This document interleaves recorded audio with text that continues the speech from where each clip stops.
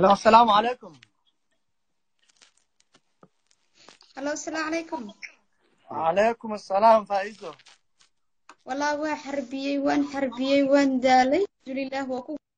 guuleystay inuu maaragtay soo qabto Faisal iyo fiiqiga soo dhawaada kusoo dhawaada Facebookgayga caawa ku faraxsanahay in aan Sheekh Abu Dalha Facebook online aan ka galno waana mahadsan yahay sheekayga kusoo dhawo waa ku leeyahay Facebookga adigii Faisal Karatay. الحمد لله والصلاة والسلام على رسول الله صلى الله عليه وسلم. فإذا دمان انت نداون دونت انتبا وأنو سلامنا سلامة إسلامك السلام عليكم ورحمة الله وبركاته. سلامة إسلامك كدب أقول الله يا لقاقنا أما كلن كان ندعو أنو دعيني إنه ولا شيء فإذا دمان انت مسلمين تأ imtixaanka ilaahiga uu ku dhacay warku ma badanayo warku waa kooban yahay dhinacayga bidix waxaa fadhiya saaxiibkay Faisal oo Faisal Karatay ku magac dheer. Faisal waxaan doonayaa insha Allah ta'ala markoo inaan kelimo aan wadaagno ku saabsan gabadheena iyo walaasheen Faiza laakiin aan ka hormariyo Faisal baan ku hormaraya insha Allah ta'ala daliilada. Faisal maadaama oo jarmalka shaqo badan aad ka qabato فإذا أد نيروبي أد كلا كلانتي محاد أديجي فإذا كسر هذا الشيء. السلام عليكم ورحمة الله وبركاته. دمان أخيارتنا دعونا يسوع يكون دقيسنا يان السلام عليكم ورحمة الله وبركاته. أني فإذا وحن كل ماي سبتال كيا لمجال هذا أقطعن مجال النيروبي أيضا عاد حنوسان يسوع. كورنا أنت أنا صاحب إحنا نحن دقنا سالة ساعتين دنمارك. kadib Faaiso waxaan ogaa arinteeda inay aad xun oo dhibaato badan xanuun badan ay haysatay oo muddo ay saas u rafanayso oo macnaha ay sheegay meelo badan ay tagtay dhaqaatiir badan waxyaalo badan xanuunkana ku siyaaday waxaan isku daynayay maadaama walaasheen ay baraha bulshada soo bandhigtay in dhibaatadeeda ay badan tahay oo xanuun badan hayso ilaa dartaan waxbana loo qabanin sidii loo caawin lahaa waxaan isku dayay in aan ka caawiyo dhinaca macnaha wadamada dibadda saan ku keeni lahaa maadaama aan jarmalkaani badan aan tago dirisna aan la ahay dhaqaatiir badan aan saaxiibo kala ahay in aan visa u raadiyo si ay ku imaato Faaiso wadanka jarmalka dhakhtar aan u tagay waxaan ugu tagay maadaama Faaiso dhibkeeda lagu sheegay inuu u badan yahay dhinaca dhabarka oo dhaqaatiirta badan ay leeyihiin wax laga qaban karo laakiin waxa arrin ka darnaa jirtay dhinaca macnaha euro systemka urologican ahaan ayaan dhakhtar uga qaaday waraaqo si aan macnaha ii sheeg visa loogu raadiyo kadib markii waraaqii aan diyaarinay dhakhtarka visa ana u fududeynay u dhahay laakiin waxa looga baahan yahay Faaiso lacag deposit ah isbitaalka la dhigi lahaa Faaiso macnaha dadka caadiga lama mid aha markaan ilaa dadka caadi lama mid aha Faaiso dhibaatooyin badan ayaa haysta saxarada sariirta looga qaadaa bambas baa u xiran macnaha saa la socotiin ma socon karto qof istaagi karta maahan waxay u baahan tahay caawinaad badan wallahi beenini ma sheegi waa wiil yar oo walaalkeeda la socda waa cunug yar wallahi ma qaadi kara asaga dejiya asaga qaada nadartan ma qaadi kara xataa daqiiqad markaas ciidan daraa jirto walaalaheeda macnaha isha way yar yihiin wiilkaas aan walaalkeeda wallahi ku dhintay marka maxaa la dhahaa ii sheeg waxaan la kulmay marka Nairobi safiirka Ali Bagadi oo jooga Nairobi arrintii baan u sheegay waxaan dhahay Faaiso waraaq visa u dhameyn karna laakiin waxaan u baahanahay dhaqaale aan gabadhan ku caawino Ali afkiisa wuxuu noogu sheegay in Faaiso safaaradda Jarmalka kulli Faaiso uu dhiibi doona wuxuu noo sheegay bal Faaiso arrintaas maadaama adiga goobjoog ka ahayd bal noo waadix adoo raali ah horta waa masantaa Faisal Karatay horta Ali Bagadi qof wanaagsan waa qeer Allaahsi intuu ii qabtay iyo dhamaanba intay dawladda ii qabato waan uga mahadcelinayaa magafana waa Ilaahay horta qadartana sideeda banaa waxa wanaagsan qof walba oo mu'min ah in uu ku qanco qofka Ilaahay jecel yahay horta la inqaaba alxamdulillah Ilaahay subhanahu wa ta'ala ku shukrinaya kun xamdinaya dibkaani soo gaaray kamana xumi Faisal waa ogeyd horta maalintii isku keen dambeysay inaan tagno safaaradda Soomaaliya adiga oo soo helay ogolaashahaygii runtii intaadan horta aadan tegin maxaa la dhahay safaaradda waxa ay igu imaatay isbitaalka aqiqaan runtii waxaan ii sheegtay waraa ku farxo yacni waxa ii muujisay dareen walaalnimo dareen soomaalinimo anigoo runtii aragtay in badan social media iga aragtay soomaali horta waxay tiraahdaa bugto badan iyo baahi badan intaba waa laysku nacaa laakiin alxamdulilah ilaahay waxaan ka rajaynayaa bugto badan iyo baahi badan oo laygu nacaa inuusan ilaahay i gaarsiinin waxa ii sheegtay in aad ii soo heshay ogolaasho jarmalka waxaan tagnay safaaradda waxaa inoo imaaday habeenada ka mida isbitaalkii oo anigoo joogo nairobi hospital oo safiirka iga soo qaaday ikeeyey isbitaal kaleeto then la ogaaday xaaladdeeda inay tahay in kaadihaysta aan ka xanuunsanahay alxamdulilah waxaa tiri maadaamay dhibkan gabadhan haysto waxaan usoo helay ogolaasho dowladda soomaaliya hadday ogolaashahaas diyaar u tahay waan ku wareejina wax lagugu qabanayo haddii kale dhaqaalaha ha kaa shubaan oo waatana maadaama ay dhaheen dowladda gabadhan diidmaa lasoo siiyey runtii labadii dhinac markaan u fiirinay haddii aad tiri waatana warqadii oo idinka gabadhan wax ugu qabta ay qaadan diideen tiri dhaqaalaha hala keena ay ku jawaabay yani dowladda wax dhaqaalaa ma hayso gabadhan yani hoosheedii waay nagu soo fara badatay marka xaaladda waa aragteen dhibka iyo maaragtay iyo marxaladda la taagan yahay wuxuuna jawaab nagu siiyey dowladda xataa ayadan waxba bixin karin adigaba waa xaadira ahayd lacagtina la weydiiyey meeqo noo sheegay $200,000 anigan kula hadlaya wasiirka igu dhahay ba izoy dhakhtarkii horta marka hore waxay igu dhaheen $100,000 haddana 2 week kadib haddana waxay igu dhaheen $200,000 ahayd kabacdina xoogaa culeysyo fara badan inay iska imaadeen aan dareemay ee hoosheeda ay fuli waayeen marka walaahi ibnu aadankana sidiisa banaan waa la imtixaamaa yacni haddii uu helo dhinac walaalnimo hadduu yacni uu garab uu helo wuxuu ka daciifaa dhinaca kaleeto oo maanta oo wax looga qaban lahaa yacni bini aadanka ma wada dhammaystirno waxqabadkiisana ma wada dhammaystirno marka wax walbeeta ilaahi subxaana watacaala ka wan awoodiisa adigana waa ii soo dadaashay laakiin dadaalkaagii waxaan u waayey ama aan la waayey wax ila kaa garab qabto ama maaragtay ila kaa taakuleeyo runtii aniga markaan faa'iiso ahaan iska hadlo faamilin ama yacni reer aan ka soo jeedo intaba waxba iima qaban karan laakiin waxaan ku kala soonaa waxay tahay in soomaali maxamed ay wax ii qaban karaan runtii dhib iyo rafaad kadib xataa waxaan awoodi waayey in maaragtay dhaqaatiirtii ay dhaheen meeshaada hilibaa laga soo goynaa dan meeshaas hilibkaasaa lasoo baaraa xataa dhaqaatiirta africa waxay igu sheegeen in meeshaan looga baqdin qabo inay kansar isku badasho runtii markaas kadib aniga waxaan sameeyey dadaal fara badan iyo sidaan turkiga ku imaan lahaa way ii suurta gashay dad badanaa iga caawiye oo ka mid yahay military agensaha oo turkiga oo soomaaliya joogo iyo safiiradda oo kenya joogto oo turkiga oo runtii iga caawiye inay visa siiyaan marka inta imaadeen alxamdulilah daawaa la isiiyey laakiin weli mushkiladu way taagan tahay oo maysan xalismin laakiin xaaladeeda caafimaad sida u maleynayo may noqonin sidii yacni ay u sheegeen dhaqaatiirtaas may noqonin hadda dhaqaatiirta waxay ii sheegeen in maaragtay meesha ay buro jirto laakiin wax kaleeto yacni sida oo kansarka ay ii sheegeen oo kaleeto inay isku bedelays aysan jirin alxamdulilah laakiin burada ay weli igu taala daawana ah isticmaalayo okay marka maxaa la ii sheeg kolley arrintaada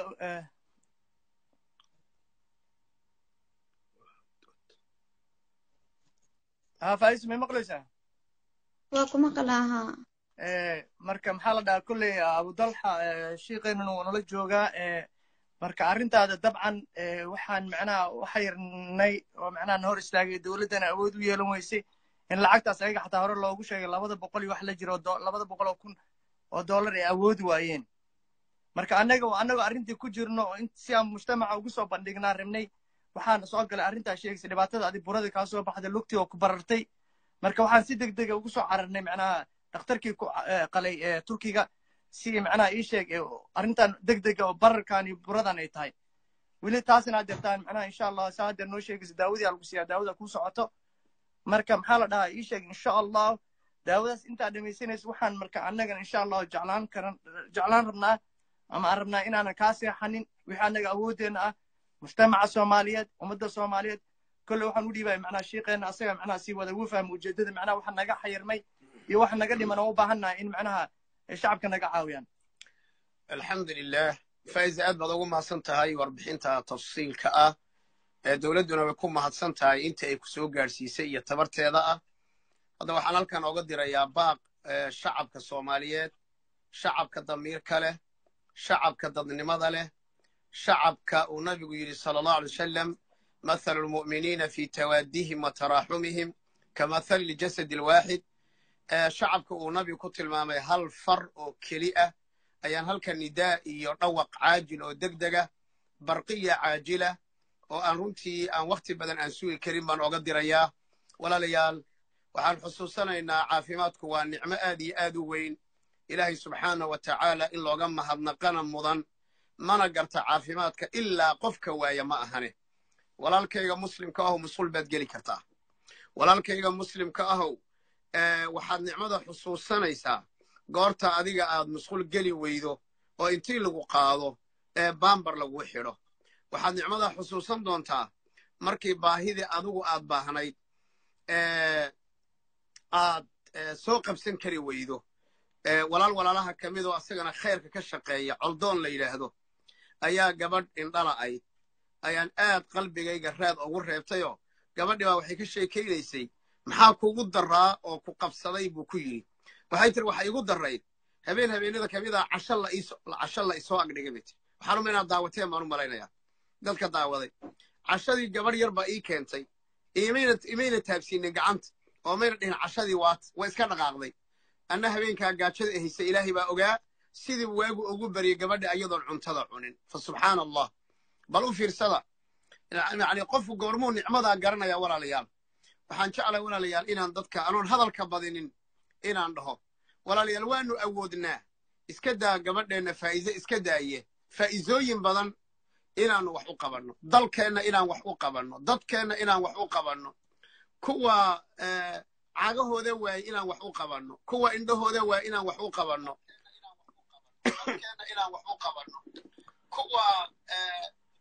kuwa maskaxdoodu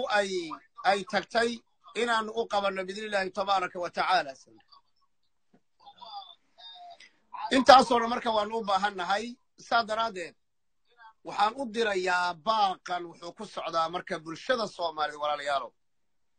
bulshada soomaaliyeed ee muslimiinta ah buu ku socdaa meel walba oo joogtaan baaqaygan walaalayaal anigii akh faysal karatay jarmalkuu ka shaqeeyaa waxa weeyaan caawa gabadha lacag haddaan u helo $200,000 haddaan u helo oo diboodsi ah waxa weeyaan fiisadii way taallaa xataa hadday wax ka qaba hadday gabadhu soo dhoofi weydo lacagta nagama gubanayso oo lacagtaa waa lacaga innagu aan leenahay wey magaceeday ku qoraysaa wax walbay ku rajiskaraysaa akoonay dowladdu leedahay bay ku shubaysaa marka walaalayaalow dowladda jarmalkaan ka hadlaynaa marka walaalayaalow waxaan jecel lahay arrinkaas soo socda gabadha markaanu waraysanay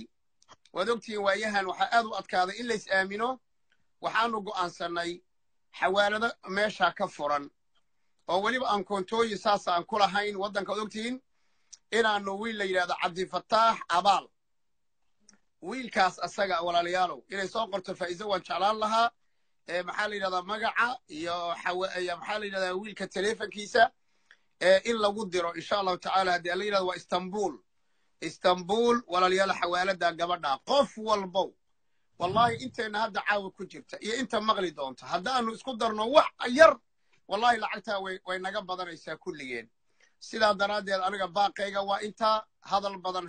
yani mataqaanaa waxba badan ma taro ficil baanu u baahannahay gabadha walaasheena aanu caawinno oo lilaahi u caawinno oo filaahi u caawinno oo beri ka maalin adugu inaadan aamin ka ahayn maanta faa'iize waxa ku dhacay cid caawa aamin ka ah lama arkaa qof walba way ku dhici kartaa mid ka daran baa ku dhici karta mid ka sokaysaa ku dhici karta qof walbow muslimahow nicmada inaad ku shukrido ilaahayna ugu shukrido yaan ilaahay idin weydiinaya subxaanahu wa tacaala meel walboo tagnana waan xusuusin doonaa walaalaha faysal maxaa ku daraysaa macnaha kulley waxaa lahaa ii sheeg soomaalida maahan markii ugu horreysa qof caawiseen 200,000 dollar ka badan ayaa dhiibteen saa la socotiin faa'iisana waxay ka mid tahay dadka dhibanaha ah oo macnaha howlaha u qabano oo soomaalida ah oo dadka masaakiinta dadka fuqarada dadka waxbana haysanin marka waxay ka mid tahay dadkaas shacabkaas waxay dheer tahay faa'iiso muddo xanuunsanaysay adeer buraa ku taalo wallahi ana wadii ayadaab sheegi doontaba lugteedu iska barartay qanjirka way ka ciweysay macnaha ii sheeg buraa ka soo baxday way rafaadsanayd safar degdeg ah ayaan macnaha ugu soo wadnay turkiga marka muddo badan in macnaha ii sheeg faa'iiso sanad ku dhawaad inay saas tahay annagoo macnaha ummad soomaaliyeed ah dowladdii soomaalida way caawisay saan la soconno macnaha waan ogsoonahay turkiga ay keentay masaariif ay ka dhiibaysay macnaha mayna ka harin welina dowladda u baahannahay macnaha inay ii sheeg ayadana dhinaceeda qayb ka qaadato waa gabar macnaha soomaaliyeed waan la soconaa dad badan oo soomaaliyeed oo dhibaataysan inay jiraan annagoo kuwaas og ayaa haddana walaasheen calaacalkeedu macnaha aad ayuu wuxuu ugu batay social media marka waxaan rabnaa in walaasheen habeen walba maalin walba dhibkeeda inaan ka seexana maahan waa inaan macnaha qof walba wuxuu awoodo waa badannahay soomaali millions aan nahay senti dollar haddii loo aruuriyo waxaa laga yaabaa saacaddan halaha fiirsanaysa facebook dad badanaa fiirsanayaan dhowr kunaa fiirsanayaan marka maxaa la dhahaa ii sheeg wax weyn maahan marka waxaan rajeynaa insha allah muddo badan faa'iiso kusoo noqoto baraha bulshada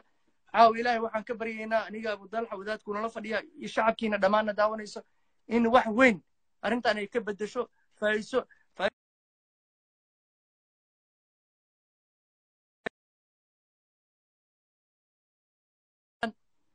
haddii ay wax ka dhinaadaan si macnaha wax loogu sii kabo oo loogu sii daro macnaha maahan qofka macnaha 100,000 200,000 macnaha ka badan la aruurin karaa lacagtaasna waxaa laga yaabaa ilaahay saan ka rajaynayno haddii xataa macnaha wax u dhow xataa la helo in loo sii horumariyo si arrinteeda loogu soo wado faa'iiso waxaa maqlay dad badan oo ku soo celcelinayaan buufisaa ku dhacay dibadda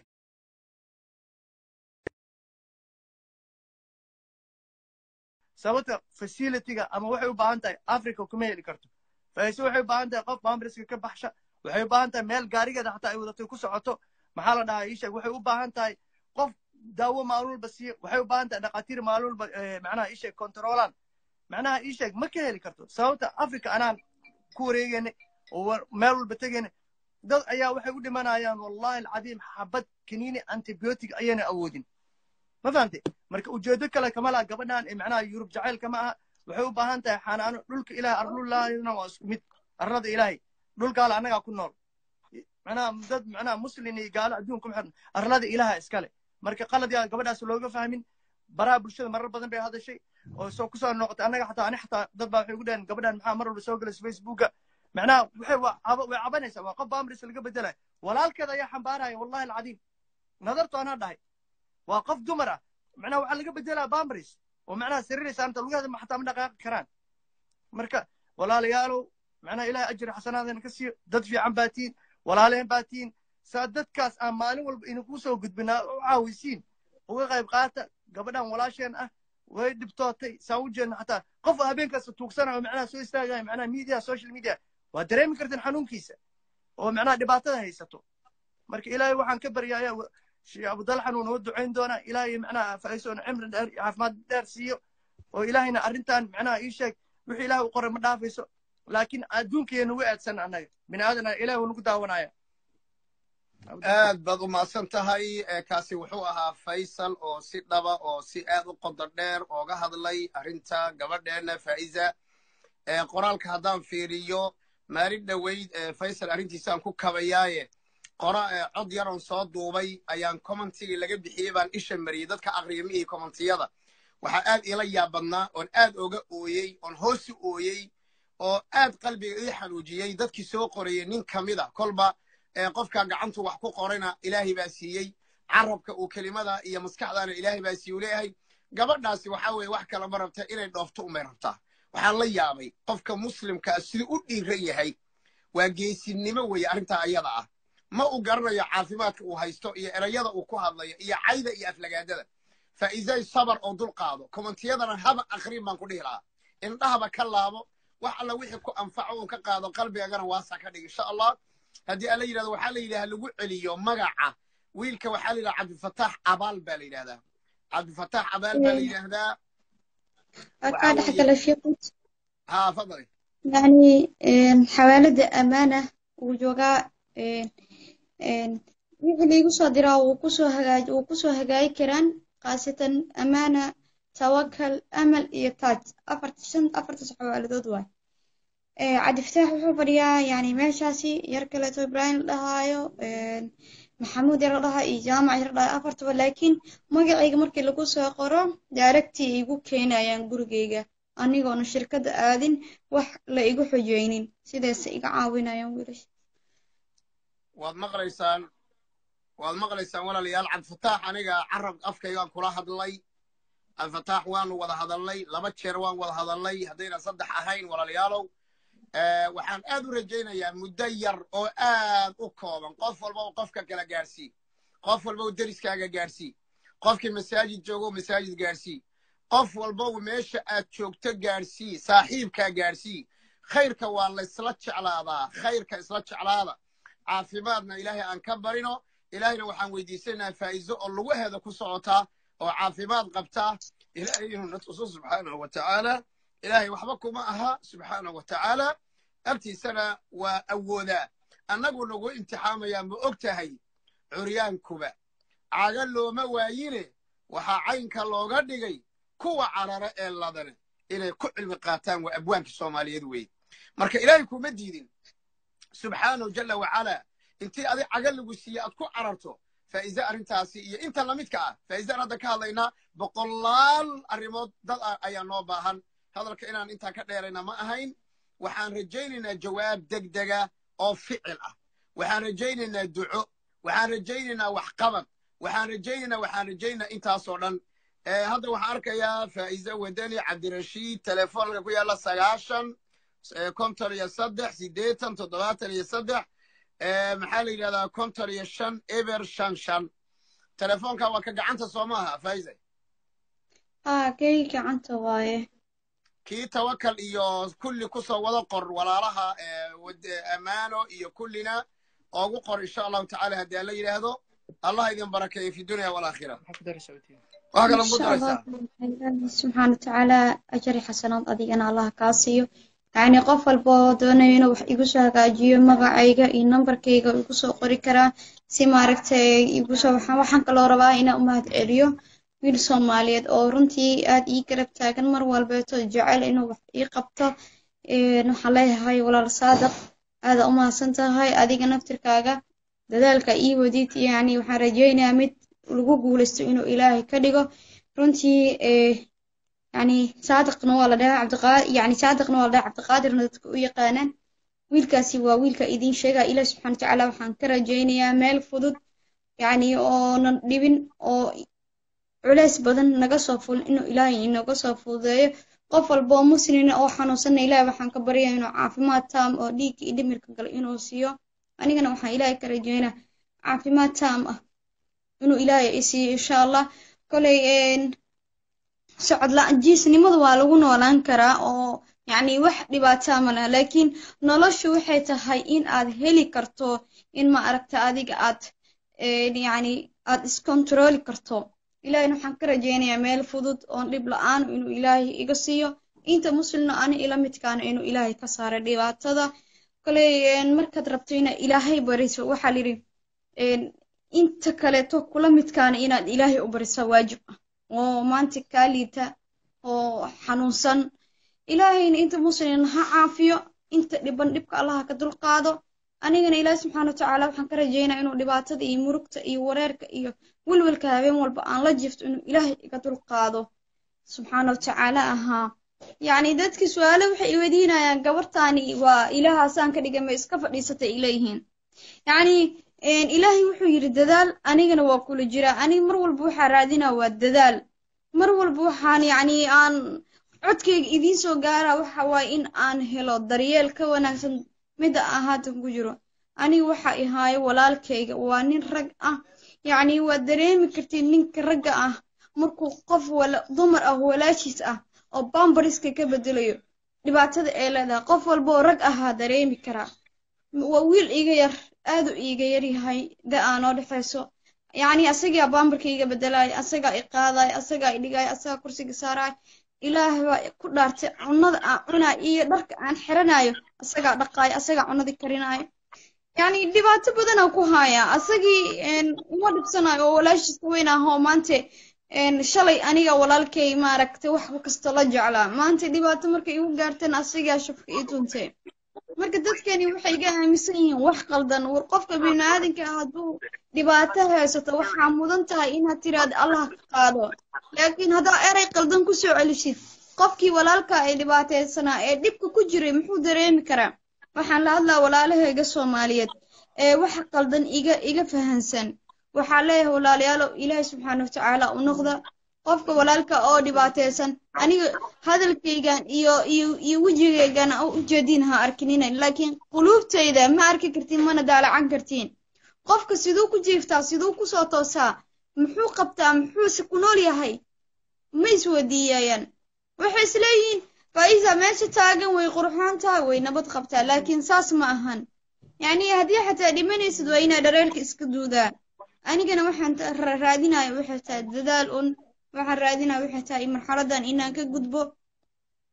awood uma lihi maanta inaan aniga xanuunka iska dulqaado haddaan awood u leeyahay cid bini'aadana ma wareysteen oo sidii xabadii aan iskaga siibi lahay laakiin waxaan ilaahay subxaanahu wa ta'aala ku shaqo leh ilaahay subxaanahu wa ta'aala awoodiisa tahay ilaahay subxaanahu wa ta'aala amarkiisa tahay qadarkana waa iska maaragtay qof ku waaray ma jiro xanuunkana qof walba mu'mina waa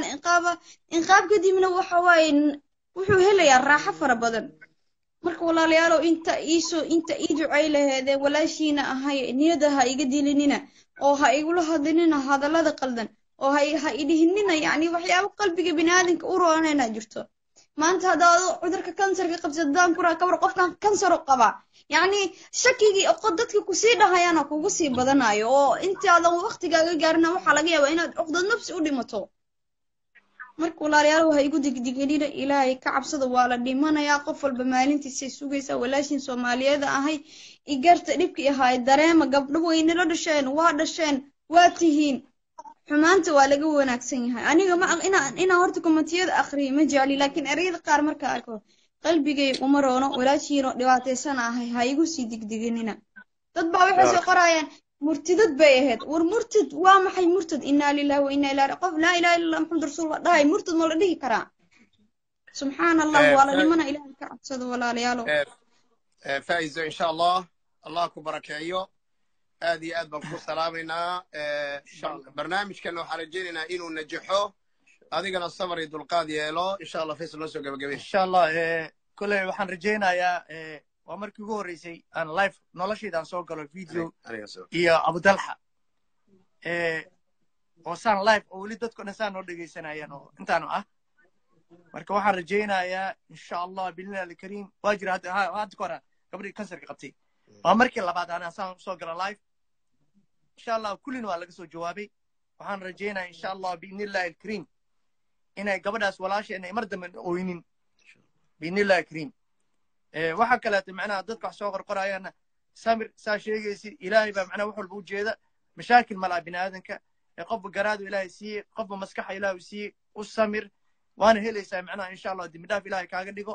annagana gabadha walaasheen muslimadaa tahay insha allah sheekh maxamuud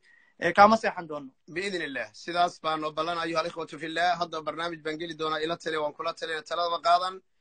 insha allahu tacaala waana uga soo ducaynaynaa faa'iza halkaa waana ku baraarujin doonaa biidn illahi kelimadana caawa iyadaan ku bilaabi doonaa iyo dhibaatadeeda inaanu u sharaxno dadka kumanaanka ahee barnaamijka ila tale waan kula talina talama qaadan aad baad u mahadsantihiin faa'izana way mahadsan tahay faysalna waa mahadsan yahay insha allahu shacabkuna way mahadsan yihiin qaabka wanaagsan een anigu rajaynayo in jawaab wanaagsan oo degdega arrinta faa'iza looga bixin doonaa inta ayaan kusoo gabagabaynaynaa asalaamu calaykum waraxmat ullahi wabarakaatu وعليكم السلام ورحمة الله